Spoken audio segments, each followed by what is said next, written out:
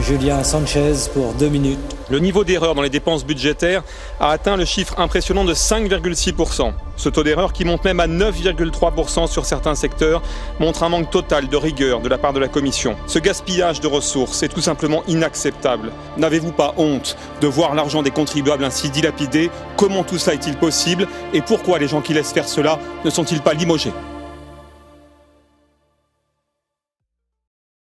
J'ai adhéré au Front National à l'époque à l'âge de 16 ans, donc j'en ai un peu plus maintenant, mais ça fait plus de 20 ans que je suis adhérent. J'ai été conseiller régional, maire pendant 10 ans. J'ai été élu local et donc je connais bien la gestion parce que j'ai géré un budget qui était de plus de 35 millions d'euros par an, que je gérais au quotidien. Je gérais également plus de 300 employés et donc c'est important, je pense, d'avoir des élus locaux aussi dans cette assemblée pour ramener les hauts fonctionnaires qui dirigent ici à la réalité. La Cour des comptes européenne expose de manière flagrante les graves dysfonctionnements dans la gestion des fonds européens par la Commission. Quand un budget est mal géré, il y a deux solutions, stop ou encore. Vous ne voulez pas tailler dans les mauvaises dépenses, car cela vous obligerait à retrousser les manches. Je pensais que cette maison, donc le Parlement européen, était un lieu où le dogmatisme avait sa place et le sectarisme également. Mais je ne pensais pas que l'amateurisme y avait aussi sa place. Et en fait, je constate que l'argent public est géré n'importe comment. Et c'est assez inquiétant en fait de se dire que des milliards sont gaspillés, dilapidés, alors que dans nos collectivités locales, on fait attention à chaque euro dépensé.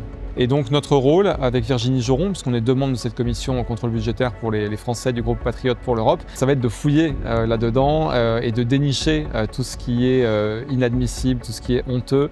Les exemples de gaspillage sans aucun contrôle sont hélas innombrables et choquants. Oui, la Commission européenne gère notre argent avec amateurisme et légèreté. Ainsi, en Gambie, des bénéficiaires ont reçu 2 fois la même aide pour des projets agricoles qui, en plus, sont des projets fictifs. En Afrique subsaharienne, des mixeurs ont été distribués dans des écoles qui n'ont même pas accès à l'électricité. Il y a des dizaines d'exemples dans ce rapport que j'invite chacun à lire. Personne ne gère en fait, et que des choses sont votées, mais que derrière, l'application, le contrôle n'existe pas, ou très peu.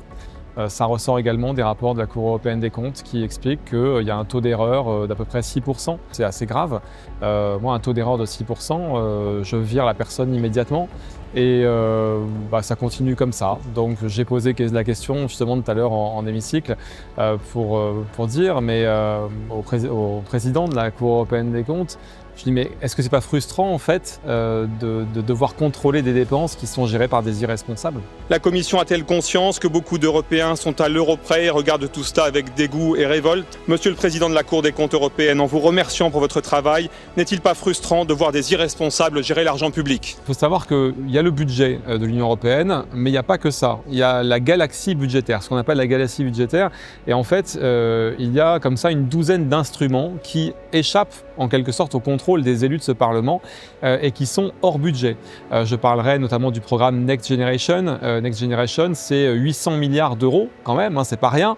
4 ans après le début de cet instrument, seulement 50% des sommes ont été dépensées. C'est-à-dire que c'est présenté comme un plan d'urgence, il y a eu 800 milliards d'euros qui ont été mis et 4 ans après, seulement 50% ont été dépensés. Donc c'est une notion de l'urgence qui est un petit peu particulière. D'autre part, il y a un déficit par dissimulation, notamment pour compenser la hausse des taux d'intérêt du programme Next Generation, passer de moins de 1% à plus de 3%. Plutôt que d'affronter cette réalité, la Commission et le Conseil jouent sur les marges budgétaires et sur l'instrument de flexibilité, créant ainsi un artifice comptable peu durable. La raison de ce chaos budgétaire, une ambition politique démesurée d'une part et une vision idéologique étroite d'autre part. Je pense clairement que l'Union européenne est très éloignée des citoyens. Je pense que les citoyens ne savent pas ce qui se passe ici. Et je pense que notre rôle à nous, c'est de faire connaître, de faire savoir ce qui se passe ici. Je crois que c'est comme ça qu'on ramènera et qu'on réconciliera les Français et les citoyens avec la politique, quand ils verront qu'il y a des élus qui défendent leurs intérêts, les intérêts des citoyens, et qui ramènent tous ceux qui sont hors sol aux réalités.